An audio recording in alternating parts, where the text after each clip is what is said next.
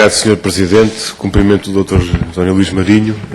A dada altura nós estávamos convencidos que, por força da realização de outra reunião, não ia ser possível estar aqui nesta audição consigo, mas felizmente houve a possibilidade de resolver o caso e aqui estamos.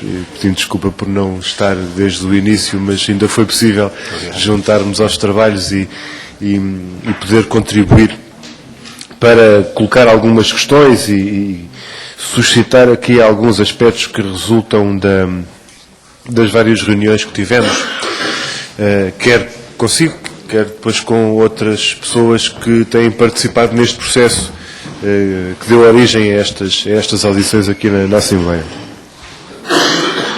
Eu, se bem me lembro, quando o Dr. António Luís Marinho esteve cá na Assembleia em 7 de fevereiro, se bem me lembro, essa reunião começou precisamente na intervenção que nos trouxe e na apresentação inicial que nos trouxe, com um enquadramento, até por força de algumas controvérsias que estavam a acontecer em termos públicos sobre o enquadramento concreto e o perfil concreto das funções que desempenha enquanto Diretor-Geral de Conteúdos. E depois a reunião, por mais do que uma vez, aflorou essa matéria sobre o perfil e as características do cargo de Diretor-Geral de Conteúdos.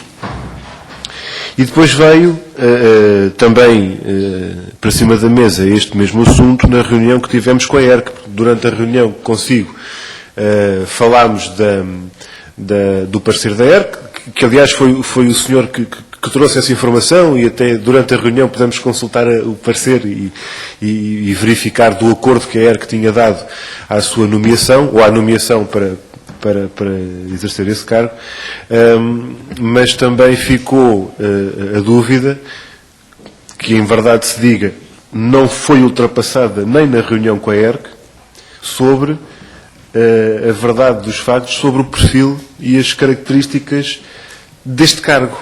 Não estando em causa a idoneidade ou a qualidade que a ERC reconheceu no parecer para a nomeação da pessoa em causa, mas, passa a expressão e a simplificação, o que é que faz afinal o Diretor-Geral de Conteúdos, independentemente da explicação que nos trouxe na altura, isto é, nos termos da lei, há uma pessoa que responde sobre a informação e há uma pessoa que responde sobre a programação, numa rádio.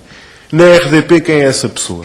Foi a pergunta que nós fizemos nessa altura e que até agora continua sem resposta. Porque se há uma pessoa que, nos termos da lei, deve ser responsável e o rosto do órgão de comunicação social, da estação de rádio, sobre o que se faz em termos de programação e em termos de informação, normalmente seria o diretor de informação, diretor de programas. Neste caso concreto, há um cargo intermédio entre esses cargos e a administração, e perante decisões deste tipo, independentemente de serem tomadas numa reunião que depois pode ser contraditada ou pode ter o testemunho de quem lá estava ou não, e esta é a famosa situação da reunião de dia 11, que esteve na origem desta decisão, mas até para memória futura, como se costuma dizer, para processos que desejamos que não voltem a acontecer nestes termos, mas que para decisões que têm a ver com a grelha, para decisões que têm a ver com programas de rádio da Antena 1, 2 ou 3, ou de qualquer canal, da RDP África, por exemplo, quem é o responsável pela informação, quem é o responsável pela programação e quais são aqui as linhas de fronteira entre o cargo de Diretor-Geral de Conteúdos e o cargo de Diretor de Informação, o Diretor de Programas.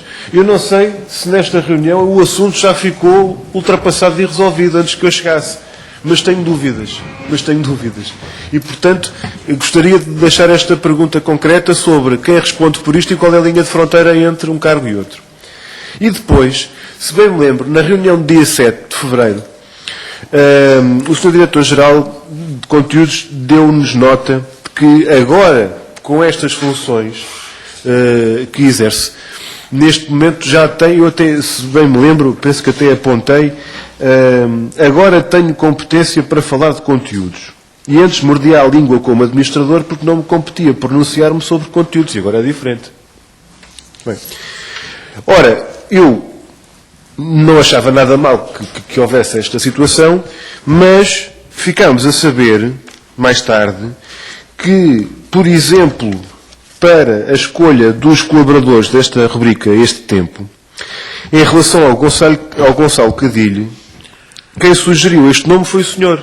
O seu tempo terminou, Sr. Deputado. Terminou-se, sim, Sr. Presidente. Eu vou então ficar mais perguntas que eu teria para fazer. Fará na segunda ronda. Mas fica este caso. Confirma que na altura que era administrador e que mordia a língua sugeriu este nome para os conteúdos da rubrica Este Tempo. Muito. E que outros contributos e outras sugestões é que terá dado que se possa recordar. Muito obrigado, Sr. Deputado. Sr. Presidente. Nós, se temos perguntas para fazer, fazemos-las, e se não as temos, não fazemos. Uma coisa que não fazemos aqui é pedir ao senhor, ou a quem quer que seja, se faz favor, diga lá tudo outra vez aquilo que disse na última reunião, que eu acho que isso é que é lamentável. E quando nós aqui trazemos uma questão que retoma um assunto que foi tratado, como o senhor reconheceu, e relembrou com muita clareza, aliás, falou aqui num documento, num enquadramento escrito, e ainda bem que se lembrou disso, porque eu de facto não me recordava, e é importante que haja essa clarificação, que a própria ERC não tem, e portanto toda a gente deve ser respeitada, mas toda a gente deve dar seu respeito. Nem sempre isso acontece, e portanto quando nos acusam de aproveitar reuniões para fazer questões colaterais, eu penso que estamos aqui perante questões centrais, não apenas para este processo, mas para o futuro destas estações. Estação de rádio, estação de televisão pública, a RTP, tem aqui um cargo relativamente ao qual ainda convém que haja esclarecimento, porque, no mínimo, eu desafio qualquer senhor deputado do PSD a dizer onde é que acaba a fronteira do diretor de informação e onde é que começa a fronteira do diretor-geral. Coisa que até agora ninguém conseguiu explicar. Muito menos o PSD, que diz que isto é uma questão lateral e que se aproveita para se pôr em causa uma função que vem no requerimento para que seja ouvido aqui o Dr. António Luís Marinho. Temos muito gosto em ouvir o Dr. António Luís Marinho nas funções que desempenha e estas reuniões devem servir para clarificar, nomeadamente neste processo em concreto da rubrica Este Tempo, uma questão como esta que lhe coloco agora. É que, se nós ouvimos aqui uma explicação sobre o consenso que nos deu aqui a entender sobre a decisão de se acabar com este programa, daí a poucos dias, acabar-se com a rubrica Este Tempo,